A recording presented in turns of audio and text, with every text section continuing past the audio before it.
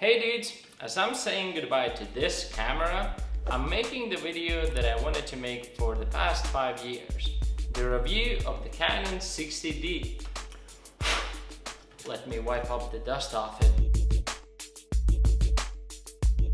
I bought this camera 5 years ago, used on eBay, just because I needed a new camera. It had the flip screen, it filmed videos, and it had a good price. And I have filmed over 150 videos with it, so I got a great use out of it. I will briefly talk about the specs of this beast, my own experience, and if you should get it in 2020 on its 10-year anniversary. Yeah, not only this camera is 10 years old, it is also discontinued by Canon. So I will start with all the good things about this camera to get you excited, and then I will talk shit about it for the rest of the video so you know the real deal. Starting with the battery on this camera, it's actually really good. I could film the whole day, including several 5-minute time-lapse videos, and the battery would never run out. For some trips, I wouldn't even take the charger with me because I knew that the battery would last long enough. After 5 years of constantly using it, the battery never got worse, and God knows how long the previous owner used it. And the battery also charges full in less than an hour, so the battery life is a big plus from me. Speaking of the battery, when you set it on a tripod, you can easily take the battery out without taking it off the tripod, which is really convenient. The camera also has an additional LED screen on the top, so you can see how many pictures and videos you still have in the SD card, and you can change few of the settings without opening the big screen.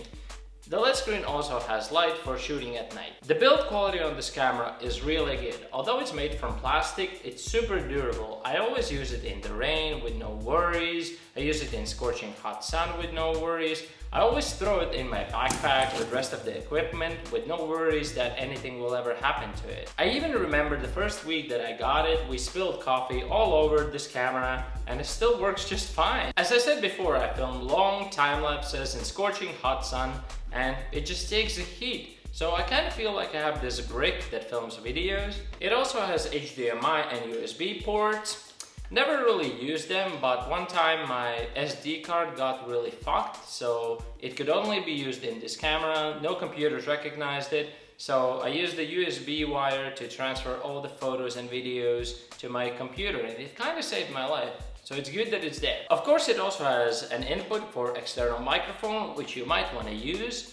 Internal audio isn't the best, but it's quite alright for inside videos, for beginner YouTube videos like mine. The good thing about the external microphone input is the placement of it, because it doesn't touch the screen at all, so the cable wouldn't really disturb you. Unless you're filming videos of yourself, the cable slightly blocks the screen, but it's a very small portion, so it will be fine. The camera also has manual controls for the audio, so even if you don't have the external microphone, you can still adjust few settings for the sound to be better. The camera also has optical viewfinder, which is quite useful, especially when I'm running low on the battery. I can compose the shots before even turning the camera on, and you can also see exactly how your shots would look like. The Canon 60D is also compatible with full range of EF and EFS lenses, so you can use almost all of the Canon lenses. You can also use a lot of cheap knockoff lenses like this one that I have, the 50mm one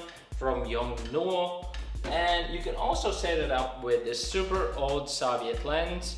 I mean, this lens needs an adapter, but the adapters are super cheap for the Canon EF mounts. So what I'm trying to say is you can use a lot of lenses in the market and it will not be a problem in comparison to cameras that have very specific lens mounts. So let's talk about a few things that I don't like about this camera. And the first thing is that even though this camera has a really good flip screen, it goes all the different possible angles, it's easy to use, and even though the screen is big enough, it's not a touch screen. And I know that in 2010, the priority wasn't to put a touch screen on a DSLR, but in 2020, you're kind of used to touch screens all over the place, so you kind of want one on a camera as well. So all the settings and everything is done by the buttons, so yeah, I kind of want a touch screen on this camera. I know it's not a big deal, but it's something that I don't like about this camera, and maybe that's a reason why it's not the best in 2020. And now let's talk about the main reason why I wanted to move on and get a different camera. the picture and video quality. It films full HD videos in 180 at 30 frames per second, and you can even get 60 frames per second at 720. And the video quality is just alright, but nothing else. For the past year, I film all of my videos and take all of my photos with my phone because it just has a better camera. A couple of months ago, I made a comparison video with this Canon 60D and the Google Pixel 2. And weirdly enough, the Canon 60D just couldn't keep up. And I'm not even talking about the fact that my phone films beautiful 4K videos, and I know that most people don't even watch videos in 4K quality, but even downgraded 4K footage just looks a lot better. And when we film our traveling videos, the big camera is either the second one just in case camera, or I just don't bring it with me at all because it's just heavy and the footage is The next thing that isn't good about this camera is the autofocus, or the lack of it.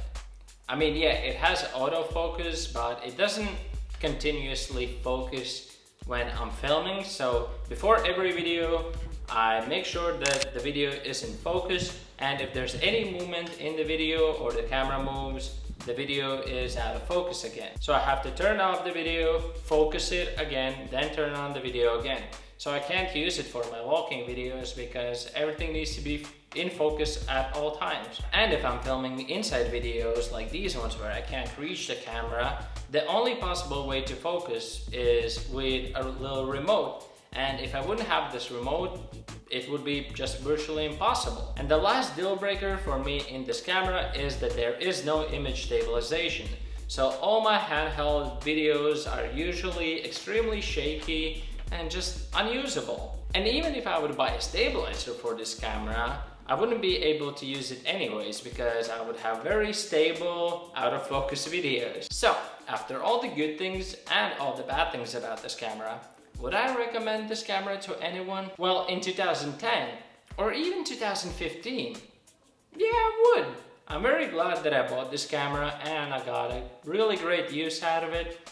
But in 2020, no, not really. The price hasn't dropped that much. I still see people selling it on eBay used for 250 up to 400 euros. And it's just not worth the money anymore. Technology has been advancing rapidly over the last 10 years, and each year we get new cameras that are better than the previous ones, and you can just get so much better cameras for a lot better price than this one. Alright dudes, this is the end of the video. I hope you enjoyed this review. If it was any useful, you can leave a like, and if you want me to make more videos, you can subscribe to me as well. That would be great. And now tell me, would you like this camera? What kind of cameras do you guys use, and which cameras would you recommend to others? Unfortunately for me, this camera is staying in the past. I'm sorry, it's not you, it's me. I mean, it is you, so I guess this is goodbye. And I guess this is goodbye to you guys as well. Bye.